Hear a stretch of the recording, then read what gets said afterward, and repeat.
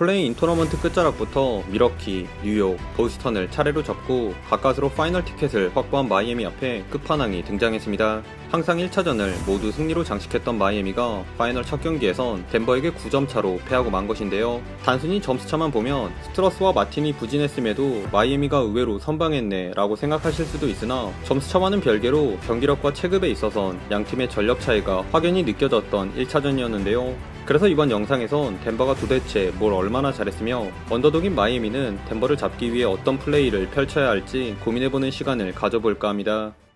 마이애미의 약점을 집요하게 파고든 덴버는 1차전 플레이오프 공격력 1위 팀다운 화끈한 화력을 뽐냈습니다. 그 중에서도 요키치를 통해 아데바요를 외곽으로 유인하고 비어있는 골밑을 노리는 작전이 큰 재미를 봤는데요. 거의 모든 포지션에서 피지컬의 우위를 점하고 있는 덴버는 특히 사이즈가 만만한 빈센트를 적극적으로 공략.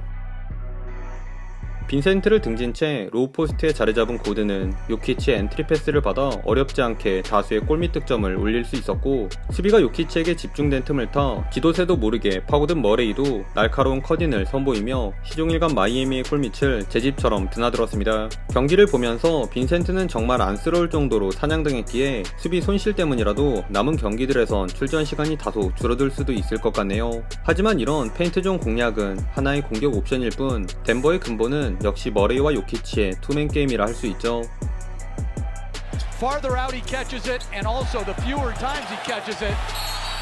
두 선수의 합이 무서운 이유는 수비 상황에 맞춰 유연하게 대처할 수 있는 능력 때문일 텐데요. 머레이가 핸들러로 나설 땐 요키치가 듬직한 스크린을 통해 머레이에게 공간을 제공했고, 만약 두 명이 머레이를 막겠다고 더블팀을 가면 머레이는 오픈된 요키치에게 패스를 전달합니다. 또 수비 혼을 쏙 빼놓는 핸드오프 플레이도 압권인데요. 기브앤골을 가미한 핸드오프 공격 시 머레이는 파이트 스루로 따라오는 수비수를 피해 플로터를 올려놓는가 하면 상대가 슬라이스 스루로 빠졌을 땐 냅다 점퍼를 던져버리기에 너무나도 위협적인 공격 옵션이라 할 수 있습니다.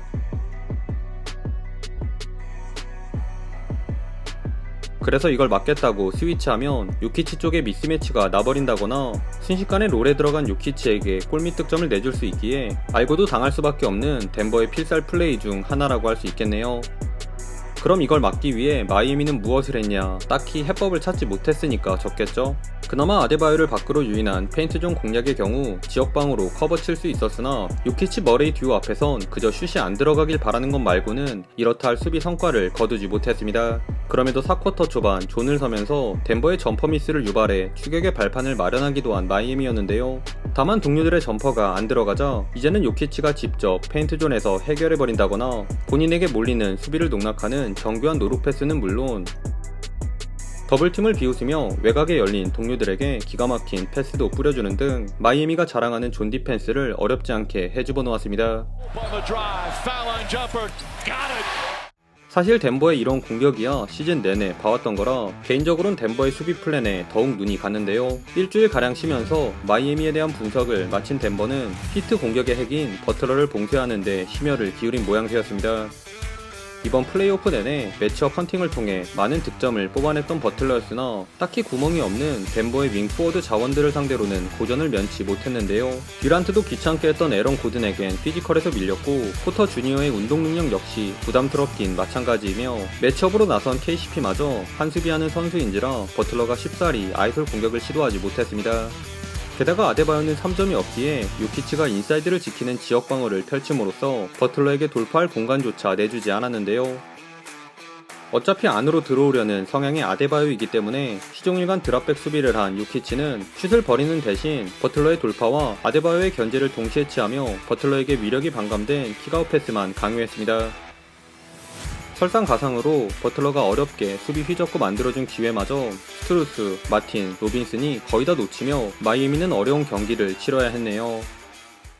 그렇다면 마이애미가 덴버의 수비를 뚫어내기 위해선 어떻게 해야 할까요? 제 생각엔 예전 골스가 그랬던 것처럼 적극적인 3점 혹은 투맨 게임에서 시작되는 볼무브가 해법이 되지 않을까 싶은데요.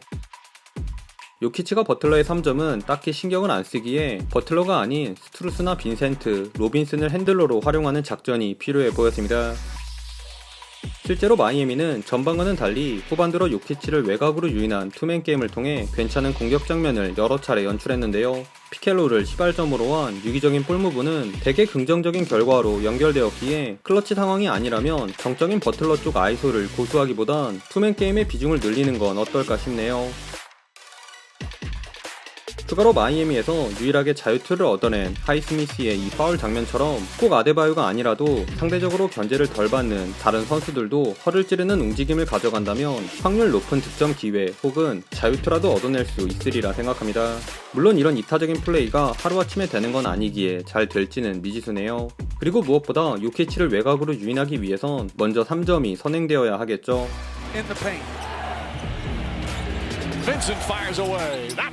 비록 1차전 스트루스를 필두로 외곽 슛이 지독하게 안 들어갔던 마이애미지만 그래도 과정만큼은 나쁘지 않았기에 3점 성공률은 자연스럽게 개선되지 않을까 합니다.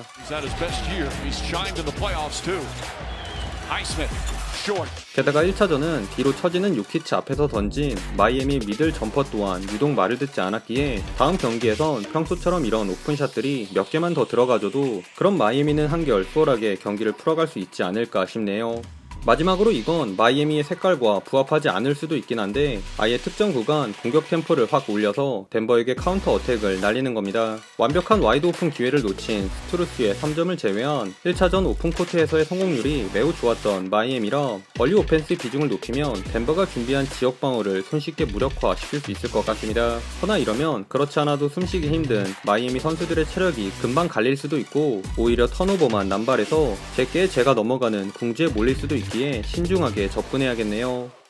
그럼 이제 앞서 언급한 덴버의 공세를 막아낼 수 있는 수비 해법만 찾으면 되는데 죄송합니다. 덴버를 어떻게 막아야 할지 저는 도저히 대책이 떠오르지 않네요. 이미 마이애미는 1차전 여러가지 수비를 시도했는데요. 전반 요키치에서 파생되는 실점을 막고자 맨투맨 수비를 했더니 외곽으로 빠진 요키치는 골밑에 있는 동료들에게 피지컬 농구를 할 수 있는 기회를 제공했고 동료들이 막히자 이번엔 직접 나서 아이소를 통한 득점을 그리고 이거 막겠다고 도움 수비 붙으면 아까 언급했던 다른 선수들의 오픈으로 이어지는 전개가 반복되었습니다. 심지어 단순히 1차전 뿐만 아니라 올 시즌 플레이오프에서 덴버가 보여준 꾸준한 공격력을 고려해봤을 때 머레이와 요키치가 동시에 배탈이라도 나지 않는 이상 낄낄 빠빠를 아는 요키치가 버틴 덴버의 안정적인 공격을 언더사이즈 마이애미로 막아내기는 버거울 것 같네요. 덴버의 공세를 어떻게 막아내면 좋을지 아이디어가 있으신 분은 댓글로 의견 부탁드립니다. 그럼에도 이건 어디까지나 제 내피셜이고 그래도 명색이 파이널인데 수입만큼은 나오지 않길 바라며 늘 그랬듯이 마이애미가 이번에도 답을 찾아서 재미있는 시리즈를 선보이길 기대해봅니다. 오늘도 시청해주셔서 감사하고요. 그럼 다음 영상에서 만나요. 안녕.